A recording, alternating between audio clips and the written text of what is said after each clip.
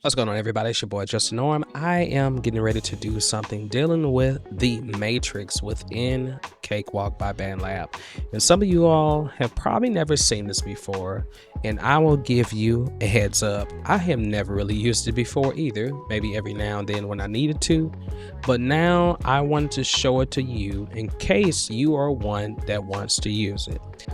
All right, so in Cakewalk by BandLab, you want to notice that the matrix, the way you get to it, you can go to views and you can go to the matrix, which is Alt 5. All right, so if you press Alt 5, then it should open up. All right, and I have it open already. Of course, same thing as you use any other view. If you press Shift D, that's going to make it rise all the way up to the top, and you press Shift D again, it'll have split screens. You can still see your track view. Now let's talk about some of the features of the matrix, and then I'm going to show you exactly how it works. So going on this toolbar, we have the first thing, which is called stop all sales. So anytime that you're playing any sale here, you can just click this and it'll stop it. It's kind of very similar to up here where we have run stop the audio engine, just in case some reason things are going crazy, then you can just stop it. Or if it's just playing continuously and you want to hurry up and stop it, then you can press that and it'll stop all the sales. We have the capture matrix performance, and what this allows you to do is anything that you have playing here within the sales, you can actually capture that and it'll actually put it on its own audio track or a MIDI track if you're using MIDI.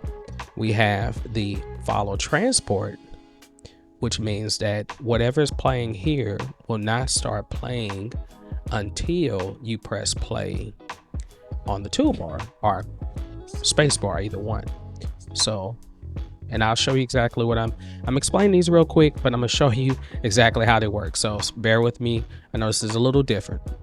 The next part is called the trigger resolution. This is just a lag between when you press stop on a sale and when it actually decides to stop. So if you wanted to immediately stop, then you click it on immediate. If you wanted to stop after a measure, then you do that. If you wanted to stop after one beat, then you do that. Of course, you can go all the way to the 64th note. Right here we have global loop, so you can keep that on if you want everything to keep looping, or if you don't want it to loop, you can uncheck that and it'll just go straight one time and then cut off. Global latch mode is going to allow you to actually click on the sale with your mouse button or your key, and you have to hold the mouse down in order to get it to play. Once you let the mouse go or once you let the key go, then it stops. The retrigger mode, what it allows you to do is every time you click one of the sales, it'll start over immediately from the beginning if you have it enabled, and if you have it off, then it's just going to play the loop normal. When you press it again, it's just going to stop like it normally would. And now we have the sale start, which is play from now. And what that's going to allow you to do is wherever you are in the division of your measure. So maybe you're on beat 2, I don't know, so many ticks. You can actually have it start from anywhere within the timeline versus just having it start on the downbeat. So this might be helpful if you want to do that. I believe that it works best if you use immediate or maybe something that's a smaller subdivision. Over here to the right, you have sale MIDI trigger enable. Okay, you can enable it or disable it. And it says this toggle lets you enable, disable MIDI control over the matrix view. Click the small arrow next to the sale MIDI trigger button to specify which MIDI channel the matrix view should respond to. Select Omni for all channels. Okay, and then here we have some other options. Matrix empty sales, stop active sales when triggered. So if you have an empty sale that you click on, it'll actually stop the sale that's active. Okay, auto scroll to column when triggered by MIDI. Import content as a groove clips. Okay, and that allows you to actually loop it. Follow transport restores pending sales on stop, and unlink step sequence of clips from clip pane. Okay, so there's some options that we can play around with, and I have not played around with everything, but this is just a quick overview. Now let's get into the nitty gritty and let's actually set up some sounds. I have already went on and downloaded some sounds from Splice, or some samples, and this is just going to be an audio matrix tutorial, so you can do MIDI too as well. MIDI is going to require that you use a SI. MIDI is going to require that you use some type of virtual instrument that's within Cakewalk, or whatever virtual instrument that you want to use. So, but in this case, let's do audio first, and then maybe I'll follow up with another video if interested, and we can talk about the MIDI part of it. So I'm adding each sample to separate rows and to separate columns. And you're going to notice that when I add it to a row, it's going to create a track for it, which is awesome. So when I click on one of these, you'll notice that it's going to play. But right now, you notice that it's only going to play when I hold down my left mouse button. And that's because I turned one of these modes off. So let's go back to global loop mode. Let's keep that on. And then let's do the global latch mode. Okay, you notice now, and I click it one time, it's playing. If I press it again, it stops. Okay, that is really, really hot. I know that's really, really hot. If I turn the global latch mode off, then when I let go of my mouse, it just stops. Okay, when I put it back on, I can play it again. And if I turn the retrigger mode on, every time I click it, it doesn't cut off, it just starts over again.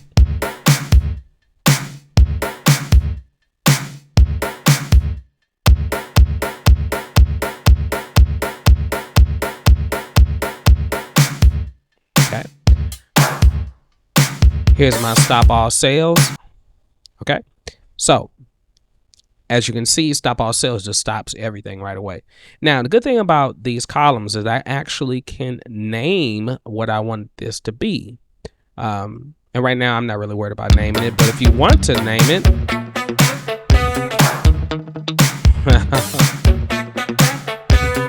okay, you notice when you click on a column, it'll play everything within that column. If I wanted to play multiple things that are in different columns, like if I wanted to play that in this one, you're going to notice that as soon as I click that cell, it just stopped playing the other one. All right. So that's one thing you have to keep in mind. All right, let's put this back to measure, and let's do follow transport off. And what this does is as soon as I press play on the transport, I can press space bar. Then if I have these set to play, notice that it's going to blink. So I click it, it's blinking. Click that one, it's blinking. Click that, that's blinking. So now I can press play.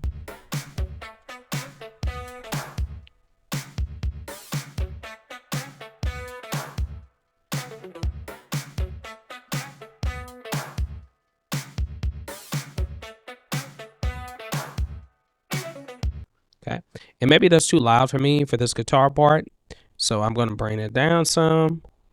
All right, and so far everything is sounding pretty cool.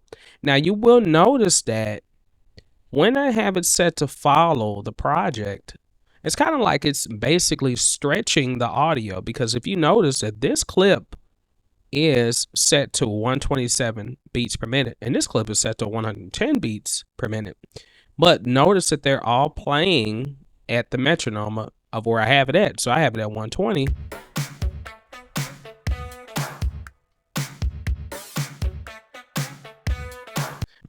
All right, so we got drums, we got guitar, and I got this bass loop. And this bass loop didn't seem like it really worked. Let me hear this one again.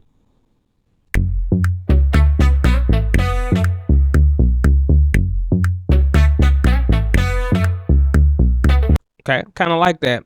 So I'm going to get rid of this one.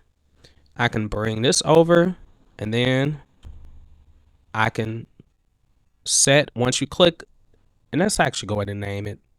Let's go ahead and name it. So let's rename the column, and we'll just call this, I don't know, the groove. Yeah. All right. The groove. Yeah. All right. So I can play them all at one time.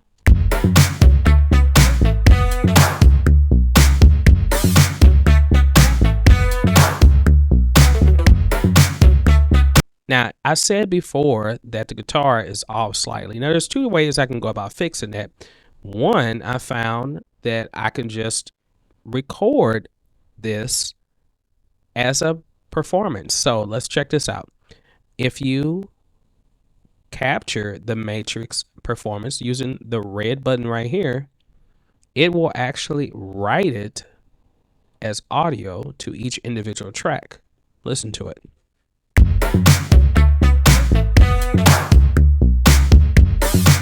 Okay, and I'll just stop it there. And you can see that it has written everything right here. So now I can listen to drum part, all right, which is, I can listen to the guitar part.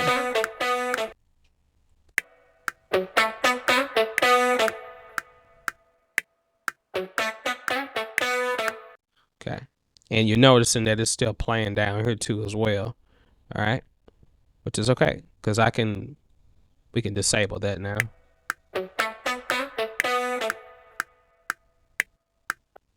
Okay, and that's it. All right, when I had it playing down here before, it was still triggering that. Let's go to this one. Let's hear it.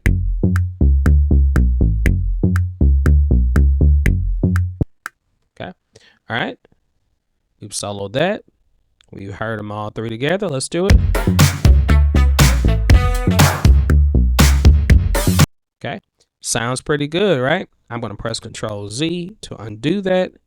And we have the groove. Yeah, it's already set up. This is very fascinating because you could, in a sense,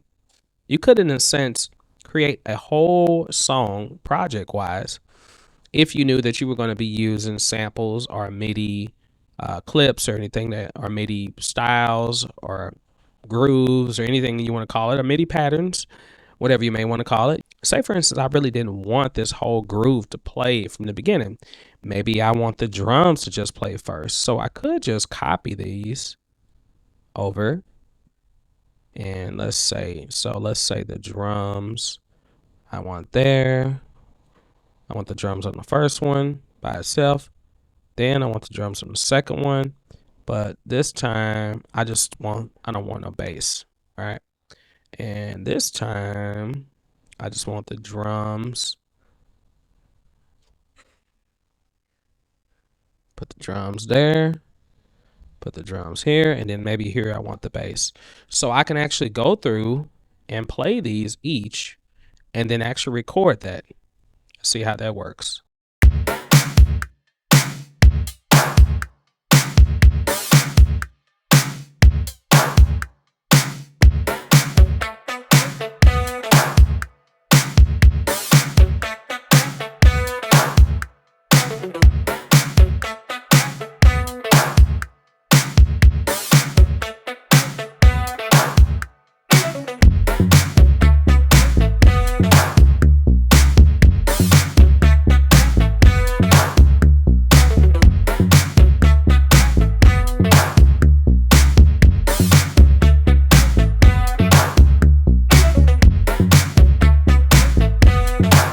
At the last part.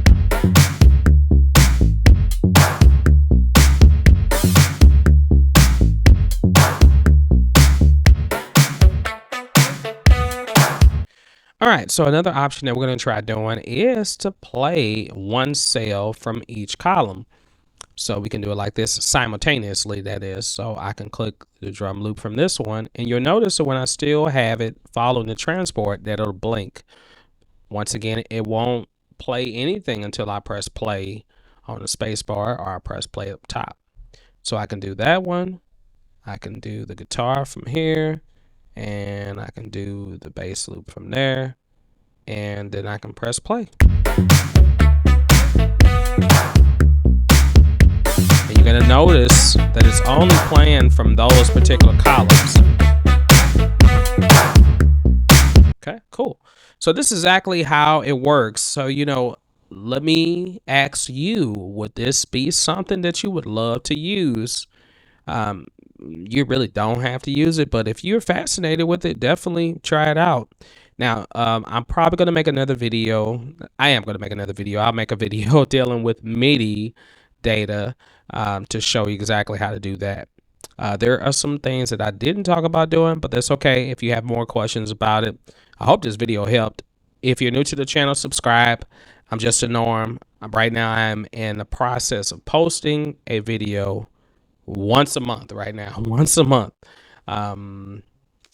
So I'm posting this one, and then maybe in the beginning of September, I'll post something else, but I'm trying to work a lot at my school, and it is a lot of stuff that I have to be focused with, and sometimes I don't have as much time to do this. So, but I love doing it and I want to keep doing it. So I hope you all enjoy it. All right. Thank you all that have stuck with me so far.